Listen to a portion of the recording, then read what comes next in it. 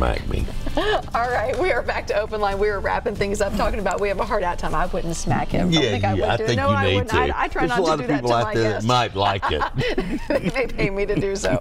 Okay, we're going to get right to the lines. That's what I promised we would do. Tony's on the line. Tony, be brief, but what's your comment or question?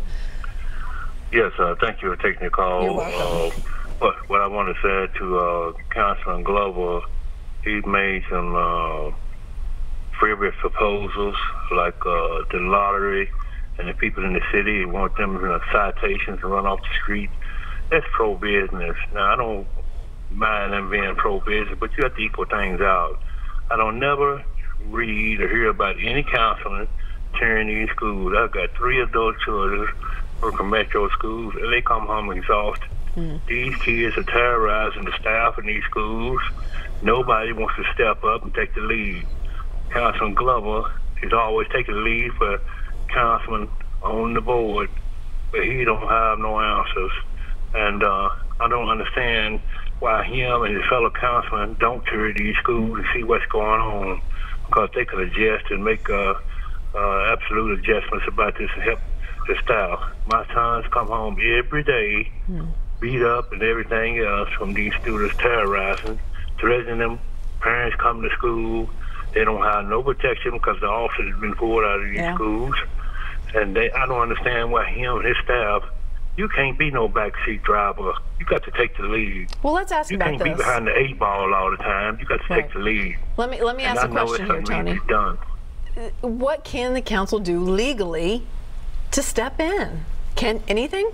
Nothing. I mean, and Tony, I get it. I mean, when I was on the school board, let's be very clear. I mean, there were a couple of us, we fired Pedro Garcia because he wasn't doing the things we felt should happen. See, I had the authority. We had the authority at that time because I was on the board. As a council member, the only thing I can do right now is approve the money for whatever is asked for.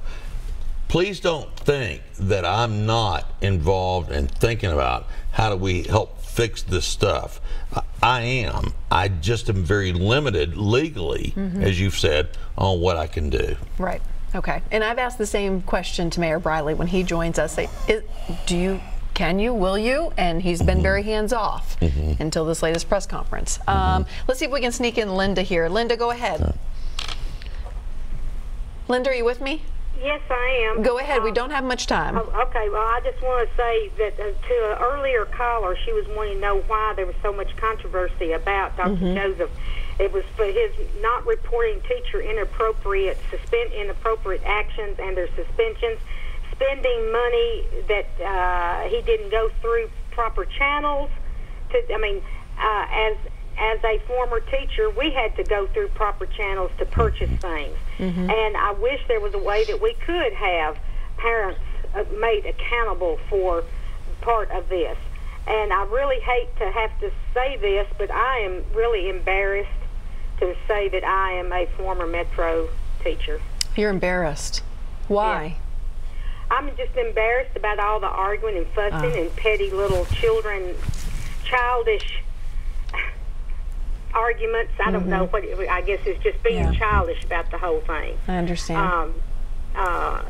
Things did not go like we always wanted to in the past 40 years that I was in Metro, and it's never going to. But I don't ever remember anything being so childish. Wow. Linda, thank you for calling in tonight. I appreciate hearing your perspective. I'm going to see if I can squeeze in Pat, our last caller here. Pat, you have a few seconds, but go ahead. Pat, are you with me? I missed the first few minutes.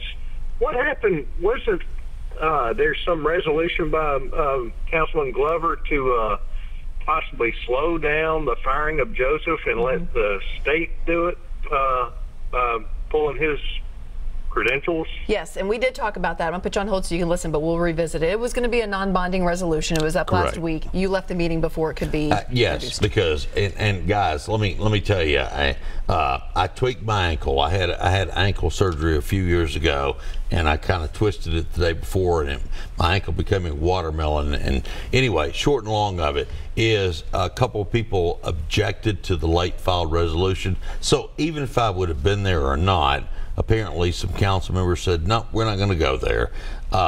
We're going to go there week after next. Okay. Next week, not week after.